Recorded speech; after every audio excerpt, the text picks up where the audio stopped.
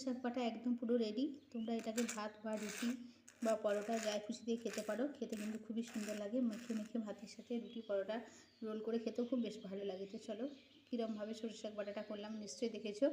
ঘরে যে যার মতো ট্রাই করবে আর কমেন্ট করে জানাবে কেমন লাগলো খেতে।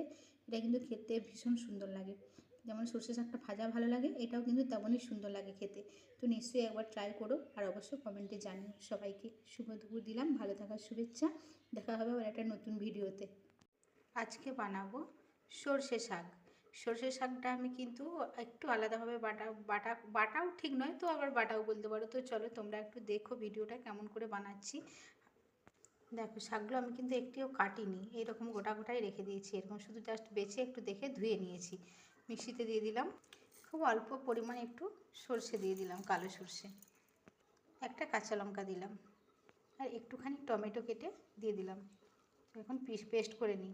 খেয়াল রেখো শাকটা কিন্তু কাঁচা। সর্ষে শাকটা বেটে নিয়েছি একদম। এটা কিন্তু ভেজে বা সেদ্ধ করে বাটিনি, কাঁচা শাকটা খালি ধুয়ে পরিষ্কার করে বেটে নিয়েছি। কড়াইয়ের মধ্যে আমি দিয়েছি খুব সামান্য তেল। তেলের উপরে দিয়েছি দেখতেই পাচ্ছ শুকনো লঙ্কা, গোটা জিরে আর পেঁয়াজ। এবারে দিয়ে দিলাম রসুন কুচনো, খুবই অল্প পরিমাণ। তো এটা একটু ভালো করে আগে ফ্রাই করে নিই। রসুন পেঁয়াজটা ফ্রাই হয়ে গেছে, আমি দিয়ে দিলাম এখন শাকের বাটাটা, পরিমাণ মতো লবণ। এইভাবে নাড়াচ্ছি, একদম শুকনো শুকনো হবে ঝুরঝুরে, তাই জন্য এইভাবে নাড়াচ্ছি। খুবই সামান্য পরিমাণে একটু হলুদ, সামান্য একটু গুঁড়ো লঙ্কা, খুব সামান্য। যারা ঝাল খাও না তাদের দেওয়ার দরকার নেই, খালি এইভাবে নাড়াতে হবে। দেখো শুকনো হয়ে হয়ে আসছে, কিন্তু কড়াইতে আর লাগছে না গায়ে, কড়াই থেকে ছেড়ে যাচ্ছে, মানে বুঝতে হবে এটা এবার হয়ে আসছে। আর আমরা তো সরষে শাকের ভাজা খুব খাই, তো সরষে শাকটাকে এইভাবে বেটে একটু খেয়ে দেখো, খুবই সুন্দর লাগবে খেতে। কিন্তু হয়ে গেছে দেখেছো, আর কড়াই লাগছে না। তো চলো এখন আমি একটুখানি মিষ্টি দিয়ে দিচ্ছি। তোমরা চাইলে দেবে, না চাইলে স্কিপ করবে।